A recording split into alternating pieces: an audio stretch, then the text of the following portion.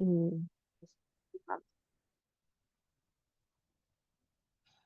Bien, continuamos con este evento por los 10 años de vigencia de la Ley General de los Derechos de Niñas, Niños y Adolescentes.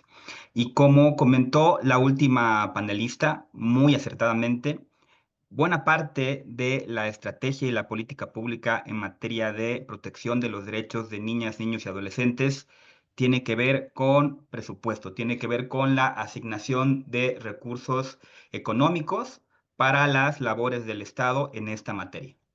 Es por eso que el siguiente panel tiene por título Invertir en el futuro de la niñez. Tenemos como participantes a Elizabeth Martínez Álvarez, presidenta de la Comisión de Derechos de la Niñez y Adolescencia de la 66ª Legislatura de la Cámara de Diputados. También tenemos la participación de la senadora federal Alejandra Barrales y finalmente la participación de Malcolm Aquiles Pérez, director de Incidencia en Políticas Públicas y Movilización de World Vision. Finalmente, como moderador estaré yo, que soy el maestro Víctor Hugo Rodas Valderrama, integrante del equipo de incidencia de Child Fund. Para el desarrollo de la siguiente mesa tendremos 3 preguntas detonadoras y un lapso de hasta 10 minutos de participación, desde luego distribuidos, de ser posible, en esas 3 preguntas. Como primera pregunta, tenemos la siguiente. ¿Cuáles son los principales retos para asegurar una inversión pública sostenible y enfocada en programas integrales para la infancia? Le damos la palabra. Podemos comenzar con Malcolm Aquiles. Te damos la palabra para responder a esta primera pregunta. Tienes un lapso de tiempo, por favor, no mayor a los 4 minutos. Gracias, Víctor Hugo. No sé si tenga posibilidades de compartir pantalla. Me gustaría compartir con ustedes un par de slides. ¿Será posible? Claro que sí, Malcolm, ya está. ¿Puedes intentar? Sí, muchas gracias.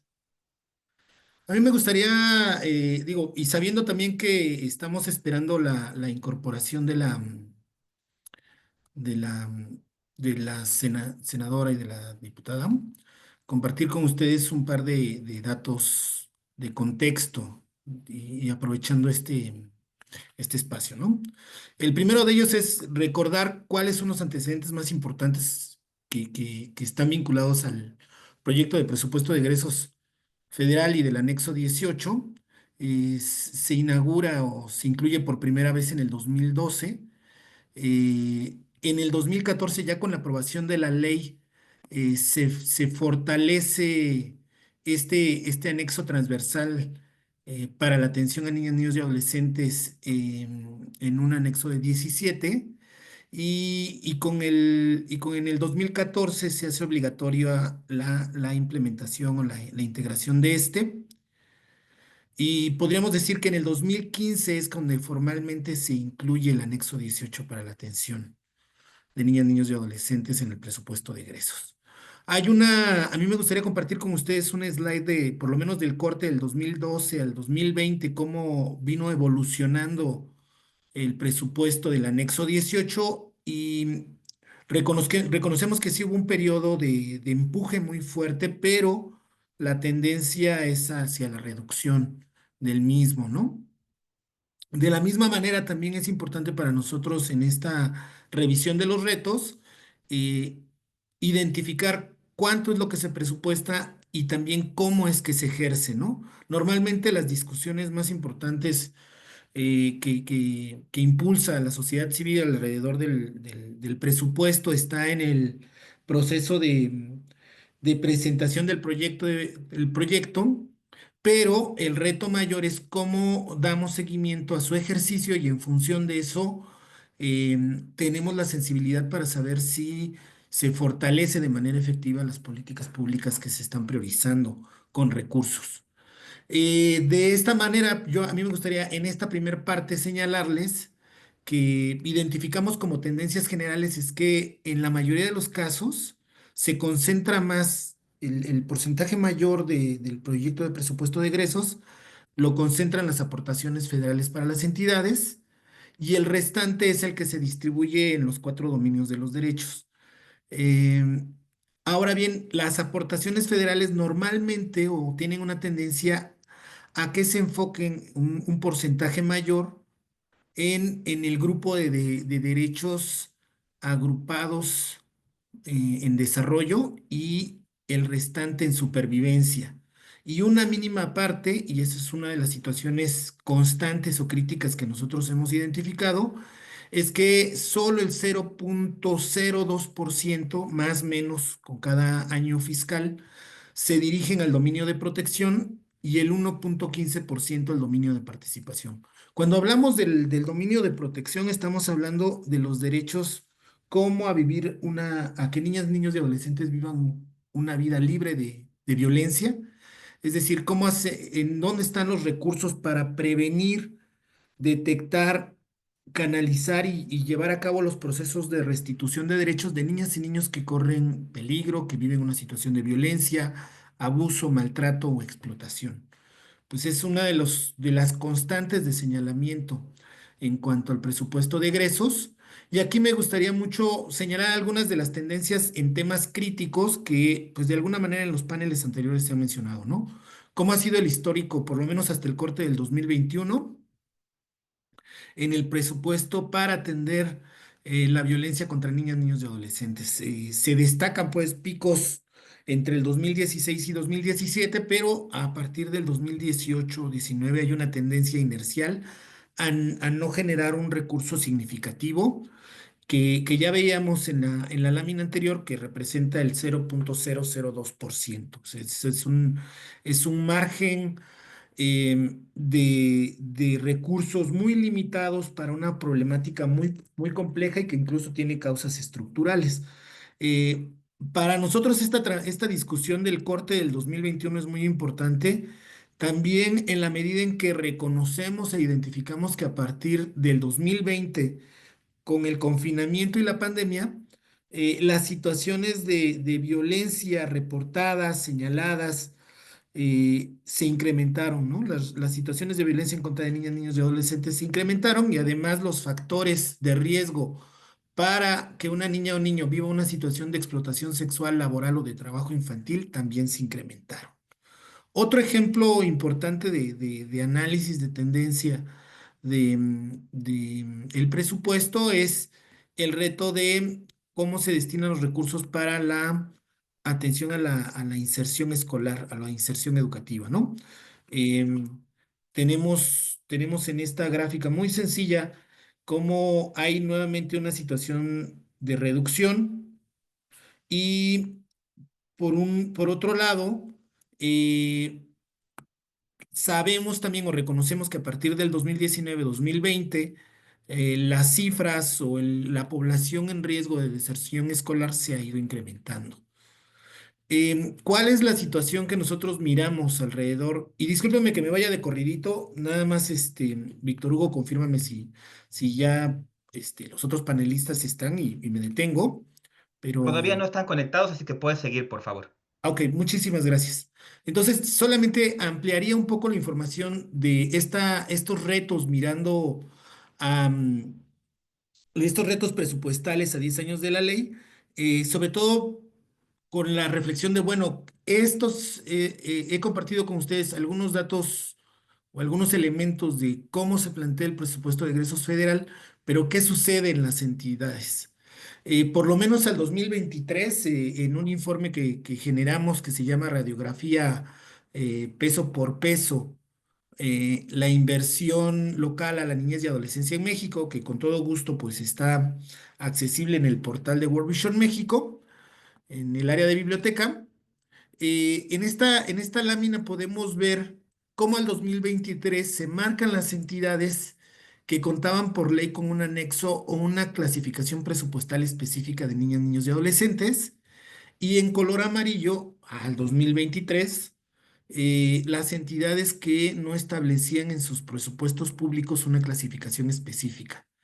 Es un reto importante el ir creciendo en que por ley se cuente con un anexo o con una clasificación presupuestal específica porque hace más consistente los compromisos y también las prioridades en cuanto a la garantía de derechos de las entidades, ¿no? Em, Siguiendo en esta misma idea de cómo está la tendencia, aquí nuevamente en una lámina de este mismo informe, peso por peso, pues comparto con ustedes cómo veíamos la manera en la que se movía la inversión al 2023 en las entidades y de los elementos que rescataría complementarios a esta lámina es que, por un lado, no se prioriza a niñas, niños y adolescentes en los subsidios, a entidades federativas y municipios. O sea, es un reto esto de cómo, cómo las entidades con este recurso o este subsidio federal no necesariamente toman decisiones para que los servicios de atención directa a niñas, niños y adolescentes sean fortalecidos. Ahora, en la medida en que exista un anexo transversal, sabemos que también asegura o genera los elementos para la coordinación política y también genera mayores elementos para que se atiendan las problemáticas estructurales, sobre todo sabiendo situaciones como la de trabajo infantil, violencia, explotación sexual y laboral. Y en la medida en que existe un anexo transversal en las entidades, se fortalece la transparencia y la rendición de cuentas y la observación presupuestal desde el poder legislativo y desde la sociedad. Em, de este informe que menciono, radiografía peso por peso, me gustaría compartir con ustedes algunos hallazgos clave, ¿no?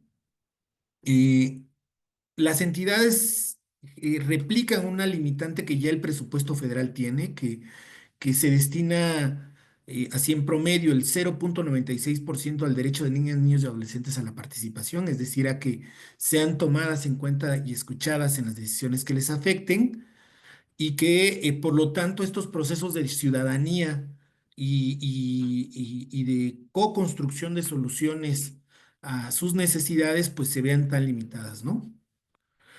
Solo el 5,7% se enfoca a los derechos agrupados al dominio de protección, es decir, sí se genera un recurso un poco más amplio que a nivel federal, pero aún así sigue siendo limitado si miramos la complejidad de las necesidades y problemáticas que vive la niñez. Por dar un ejemplo, en este dominio de protección están los programas para la atención a la niñez migrante o la prevención del trabajo infantil. En este mismo rubro de este 5,7% estarían las acciones detonadas para una vida libre de violencia o para los mecanismos de restitución de derechos. Solo el 6,11% se destina al derecho a la salud de niñas, niños y adolescentes. Por supuesto que hay una bolsa mucho más grande destinada a la salud, pero estos recursos no necesariamente son dirigidos hacia los programas que atienden a la niñez y por lo tanto, pues es un área de oportunidad que incorpora en la perspectiva. En el 46,56% se enfoca en el derecho al desarrollo, es decir, se destina a educación, a reducir las brechas de pobreza y a los espacios de recreación, pero sobre todo en el caso de educación, tenemos presente que una parte muy importante de ese 46,56% se va a salarios, sobre todo.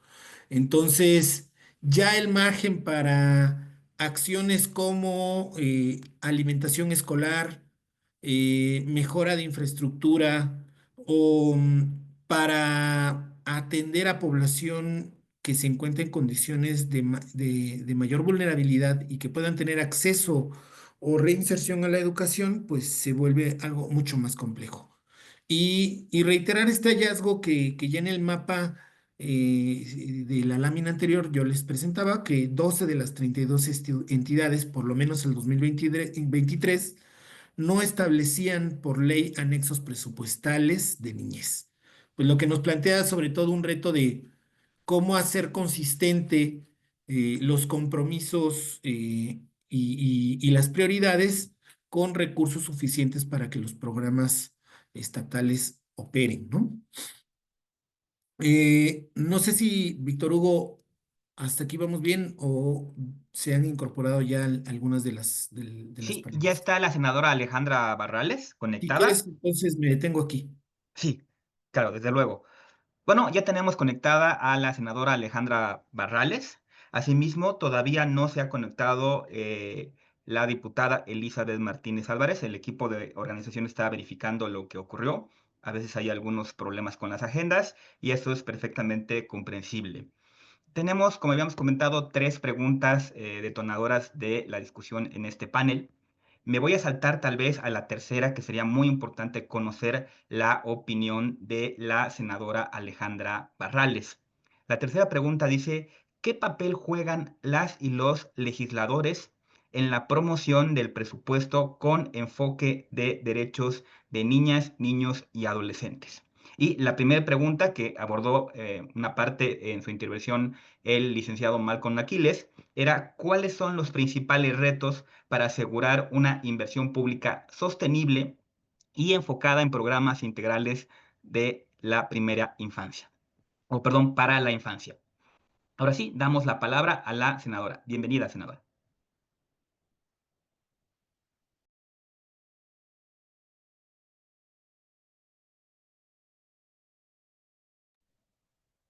Bueno, me parece que está conectada, pero no sé si... ahora sí. Bienvenida, senadora. Muchas gracias. Hola, ¿qué tal? Buenos días. Ya estamos aquí presentes, saludándolos y con mucho gusto de estar por aquí en línea, acompañándolos. Estamos aquí en otra sesión que demanda nuestra presencia, pero no quisimos dejar de pasar la oportunidad de pues sumarnos a este esfuerzo que ustedes están haciendo. Ustedes están enterados que coincido con mi compromiso con la niñez. Soy integrante de la Comisión La Niñez aquí en el Senado y por ello pues celebro este foro que ustedes están impulsando, están llevando a cabo, porque me parece que es de los temas que hoy más debieran de importarnos a quienes tenemos la tarea de hacerlo. Entonces, bueno, pues aquí estaremos acompañándolos y espero en algún momento más haya oportunidad de compartirles mi opinión y sobre todo mi compromiso sobre el trabajo que vamos a hacer desde el Senado para apoyar la labor tan importante que ustedes también están haciendo. Muchísimas gracias, senadora. Al contrario, gracias a ustedes. Aquí estamos pendientes. Sí. También quiero agradecer la participación de, bueno, todos los panelistas que están el día de hoy abordando las diferentes temáticas.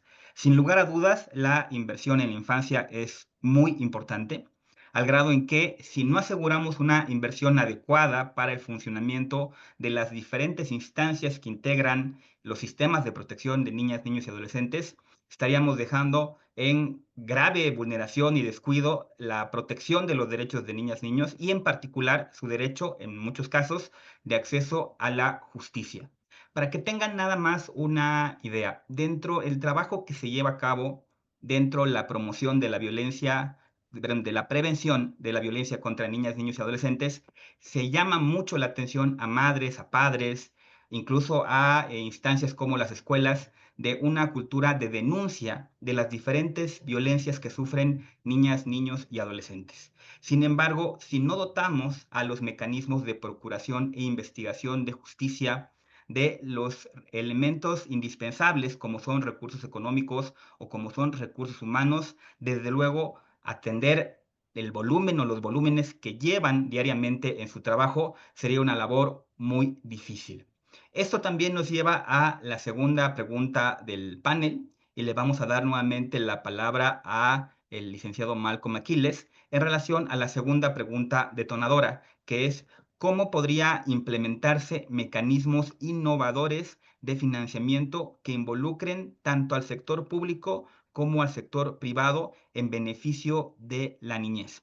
Es decir, cómo trabajamos de forma coordinada tanto el gobierno, que tiene la obligación de financiar a través de un presupuesto público con enfoque de derechos humanos las actividades de protección en infancias, al mismo tiempo también que fomentamos la participación de organizaciones de la sociedad civil e incluso de organismos internacionales que trabajan en la protección a las infancias. Te damos nuevamente la palabra a Malcolm. Gracias, Víctor. Creo que hay un conjunto de buenas prácticas de las organizaciones, cómo han venido colaborando con los sistemas de protección para atender de manera prioritaria fenómenos o situaciones que vulneran la protección de niñas, niños y adolescentes. Hay hay un área de oportunidad muy importante cuando los sistemas de protección identifican en las organizaciones de la sociedad civil a un aliado para atender esto y una apertura para poder complementar acciones que los programas de gobierno o los servicios públicos tienen. Yo rescataría eh, ejemplos como lo son el atender a niñas, niños y adolescentes en riesgo de trabajo infantil como una de las situaciones más recurrentes en donde la colaboración o la combinación de recursos y de voluntades ayuda a esto. Eh, por dar un ejemplo, siguiendo el ejemplo del trabajo infantil, sabemos que hay una limitante presupuestal en una entidad para atender el tema, ¿no? Como mencionaba algunos datos, el tema de trabajo infantil. Pero si logramos focalizar en alguno de los sectores económicos en donde la problemática del trabajo infantil se agudiza, hay una oportunidad en la medida en la que se puede dialogar con el sector privado, se pueden establecer acciones coordinadas con el sector privado para que en las cadenas de valor se reduzcan algunos factores de riesgo relacionados con el trabajo infantil y en donde las acciones del sector privado ayudan, ¿no? Sea esto mecanismos internos como el reclutamiento, un reclutamiento adecuado, la capacitación al personal, la manera en la que establecen sus convenios de colaboración con pequeños productores en esos espacios es en donde considero que se generan las condiciones para poder gestionar recursos complementarios de la cooperación internacional y en donde en la medida en la que el compromiso del gobierno local y el compromiso del sector privado, por supuesto, en el caso del trabajo infantil, el compromiso de las secretarías del trabajo y de organismos internacionales generan una ventana para poder detonar un cambio importante y un cambio cultural que vaya sumando voluntades, ¿no? Mencionaría algunos ejemplos, pero me detendría hasta este punto, sabiendo de que pues algunos de los panelistas también ya se sumaron, sobre todo desde la Cámara de Diputados. Justamente tenemos aquí como comentario en el chat del grupo que ya se conectó la diputada Elizabeth Martínez. En todo caso, le cedemos la palabra a ella. Estamos con 3 preguntas detonadoras que hemos ido abordando con los diferentes panelistas. Las vuelvo a repetir. Como primera pregunta teníamos cuáles son los principales retos para asegurar una inversión pública sostenible y enfocada en programas integrales para la infancia. Como segunda pregunta tenemos cómo cómo podrían implementarse mecanismos innovadores del financiamiento que involucren tanto al sector público como al sector privado en beneficio de la niñez. Y finalmente, qué papel juegan las y los legisladores en la promoción del presupuesto con enfoque de derechos para niñas, niños y adolescentes. Le cedemos la palabra a la diputada Elizabeth Martínez. Una disculpa, tuve un poquito de problemas técnicos, andamos con reuniones simultáneas. Buenas tardes a todos. Nada más si me puede repetir la pregunta original, la primera pregunta, por favor. Lo demás sí lo escuché. Claro, desde luego. La primera pregunta era, ¿cuáles son los principales retos Ujú, para asegurar una inversión pública sostenible y enfocada en programas integrales para la infancia? ujú. Ok, con respecto a esta primera pregunta, efectivamente, muchas gracias por la invitación. Encantada. Tenemos un reto muy importante hoy por hoy aquí en la comisión. Sabemos perfectamente lo que representa para todos nosotros trabajar por la niñez. Y quiero comentarles que en la comisión estamos trabajando arduamente en estos 3 meses de trabajo muy arduamente, pero sobre todo dándole voz a las organizaciones de la sociedad civil, como ustedes han tenido todas estas iniciativas para que nosotros podamos pues colaborar eh, y hacer uso de todas las plataformas que tenemos nosotros para que todas sus voces sean escuchadas y que cuenten con nosotros desde todo lo que nosotros podamos apoyar. Los principales retos, desde luego, ahorita es primero que haya la voluntad política de todos los grupos parlamentarios para que se puedan hacer cambios de forma y fondo.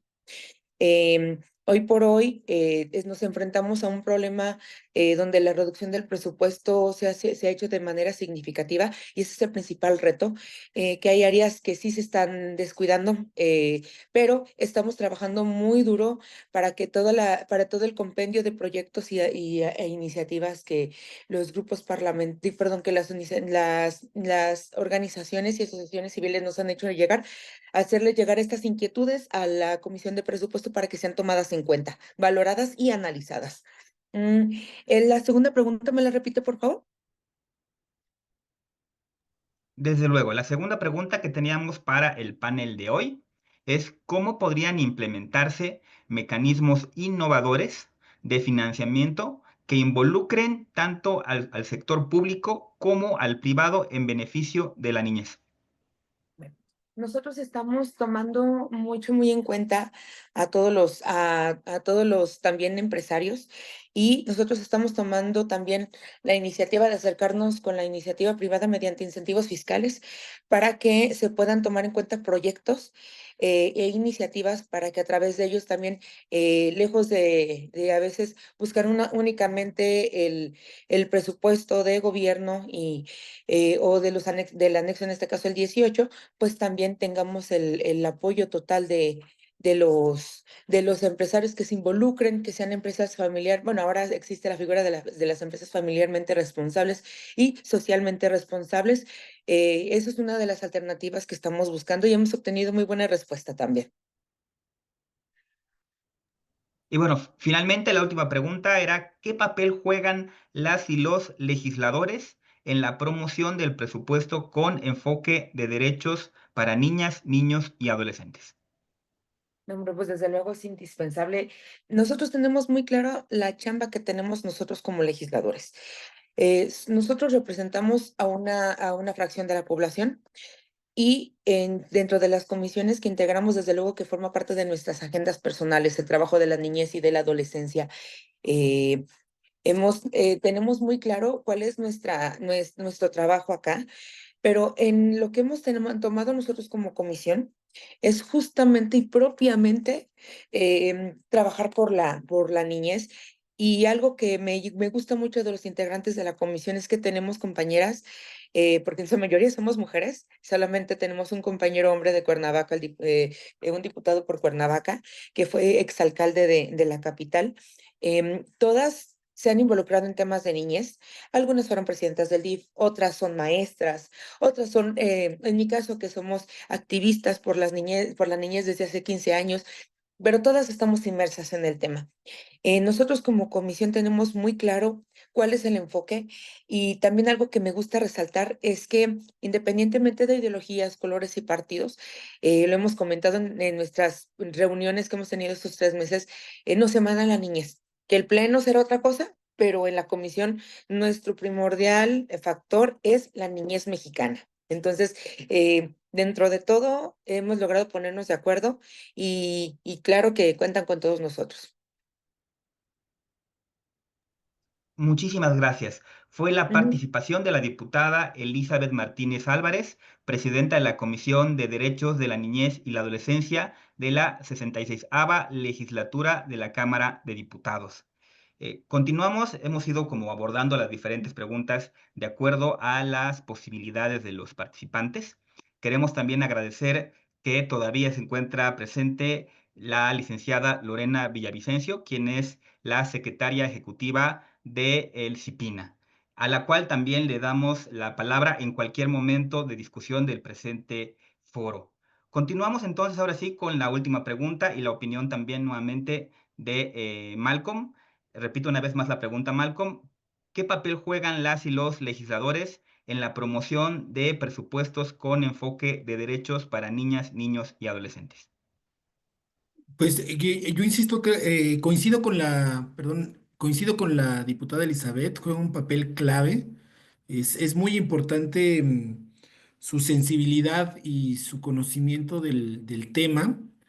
Eh, hay un reto que tenemos que es, por un lado, reconocer que en el presupuesto la discusión más intensa se genera y el diálogo más importante con legisladoras y legisladores se genera en el momento en el que llega el proyecto de presupuesto de egresos, pero es fundamental tener una continuidad de conversación en este tema a lo largo del año, en la medida en que también forma parte del proceso presupuestal la ejecución y saber también cómo se están moviendo las prioridades de estos recursos destinados. Eh, hay un claro papel de la Comisión de Niñez a nivel federal, pero también en las entidades, las comisiones de niñez o aquellas comisiones de los congresos locales que atienden los temas de niñez, es fundamental su trabajo, su sensibilidad, en la medida en que pueden presentar propuestas, recomendaciones, llamar a las autoridades responsables de la implementación para la rendición de cuentas, para la observación de la ejecución de los recursos.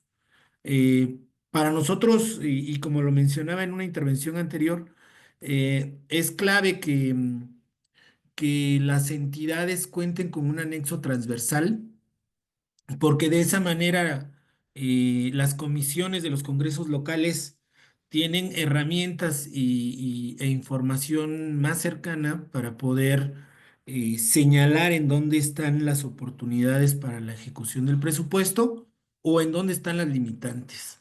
Eh, Sabemos que hay un cambio, pues, en muchas de las entidades de estas comisiones, la entrada de nuevas legislaturas y su sensibilidad, su compromiso con la agenda de niñez y el apoyo de sus equipos técnicos para abordar de manera fuerte la discusión presupuestal es importante, ¿no? Y ya lo se ha mencionado en anteriores paneles. Si no hay un recurso asignado para atender una problemática específica, pues resulta mucho más complicado plantear respuestas integrales y ahí la voz de las legisladoras y de los legisladores es fundamental para ir ganando esa voluntad que señalaba la diputada Elizabeth. Excelente, agradecemos nuevamente tus comentarios, Malcolm. No sé si la senadora Alejandra Barrales quiere hacer algún comentario en relación a esta última pregunta, que, repito, nuevamente es muy importante, ¿cuál es el papel que juegan las y los legisladores en la promoción del presupuesto con enfoque de derechos de niñas, niños y adolescentes? Es importante porque, desde luego, son las instancias legislativas las que en aplicación de sus facultades, discuten y aprueban el presupuesto y como hemos visto ya incluso desde la mesa anterior, un presupuesto que esté incluso por encima del cálculo de la inflación es realmente importante para la discusión y para la protección de los derechos de las infancias. Perdona, Víctor, la senadora tuvo que salir unos minutos, esperamos que tenga oportunidad de volver a incorporarse. Ah, perfecto. Bueno, muchísimas gracias. Bueno, entonces creo que ya fue la última de las participaciones. Voy a hacer un breve recuento de las cosas que hemos comentado en esta mesa y también voy a hacer algunos comentarios que desde Child Fund México se han llevado a cabo en relación a el presupuesto 2025. Creo que ha quedado claro entre las diferentes participaciones e incluso lo comentado en las primeras mesas del presente foro, que la inversión en la infancia, en la protección de los derechos de la infancia, es muy importante. Es muy importante porque es la única forma de garantizar que las diferentes instancias del gobierno puedan atender adecuadamente los diferentes casos y las diferentes situaciones que involucran a la protección de los derechos de niñas, niños y adolescentes. También se ha mencionado que es muy importante que el incremento presupuestal que se lleva a cabo en cada gestión sea superior al cálculo de la inflación. Es en ese sentido que desde Child Fund, por ejemplo, se recomienda que haya un incremento de cuando menos el 5%, pero del cálculo del PIB nacional. Esto porque es la media que hay en la región.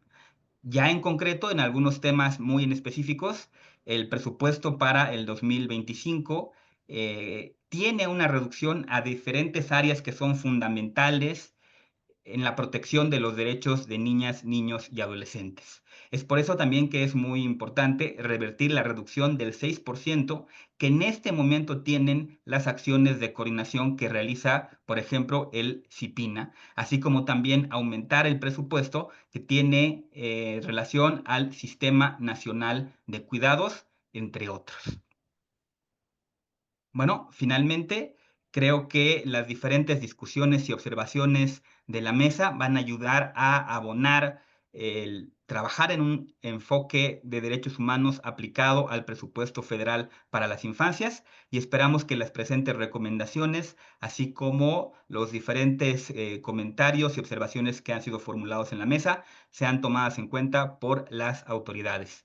Damos ahora sí, en todo caso, la palabra a las personas que van a moderar y participar en la siguiente mesa, salvo que alguno de los panelistas conectados quiera hacer alguna última observación o dar alguna última conclusión. Sí, gracias, Víctor Hugo. No sé si la diputada Elizabeth quiera dar algún mensaje de cierre, pero ya tenemos algunos minutos.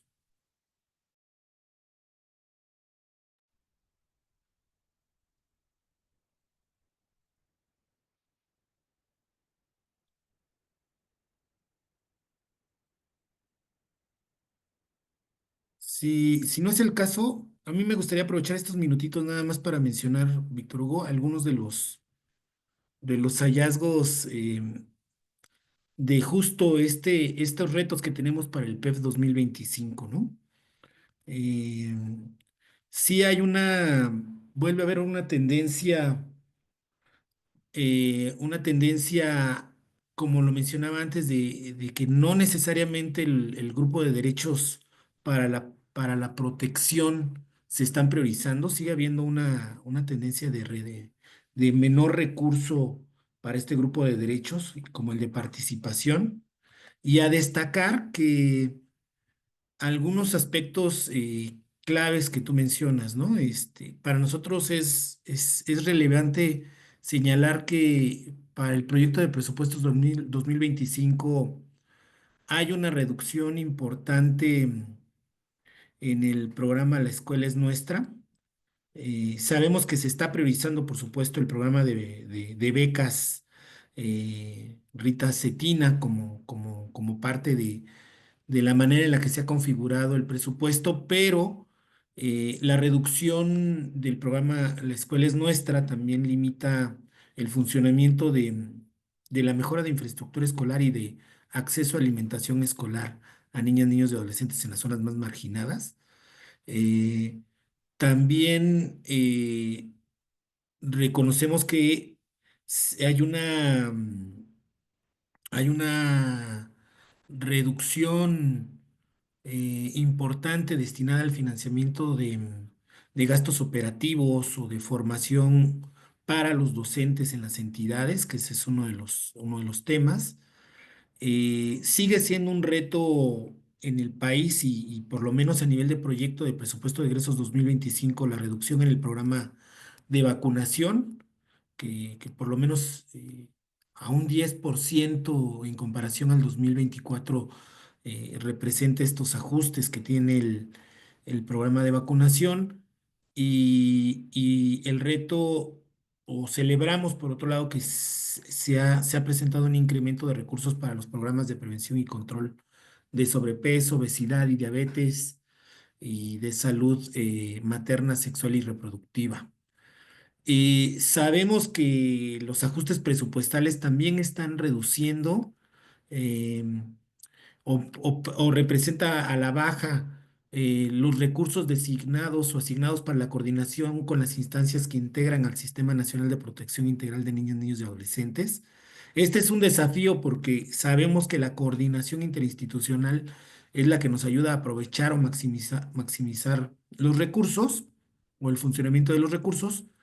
Y nuevamente, como en años fiscales anteriores, en el caso del rubro de protección y restitución de los derechos de las niñas, niños y adolescentes, aunque muestra un ligero incremento en comparación al 2024, si lo miramos, este incremento en términos absolutos, pues es mínimo, si no es que es del 0,43%, lo cual pues nos plantea nuevamente que aquellos servicios que pueden atender un reporte de una situación de violencia, abuso, maltrato o explotación de una niña, niño o adolescente, pues serán limitados. Son de los mayores retos y sabemos que la voluntad política y el trabajo y el empeño que le pone la comisión a estos temas es importante, así como de la sociedad civil, pero pues esta inercia o esta manera, esta tendencia en la presupuestación, pues nos plantea estos retos como país para poder reducir la violencia o el maltrato o las situaciones de vulnerabilidad como trabajo infantil o explotación sexual o laboral de niñas, niños y adolescentes, entre otros riesgos, ¿no? Yo cerraría con eso como una preocupación, pero que a 10 años de la ley general tenemos unos lentes mucho más claros, mucha mayor capacidad para poder plantear en lo local soluciones, pero también con la urgente necesidad de que el presupuesto de egresos y en las entidades mejore si queremos una efectividad de derechos en las niñas, niños y adolescentes. Gracias. Excelente tus conclusiones. Bueno, vamos a dar por la hora lugar al siguiente panel titulado Niñez viendo con familias amorosas.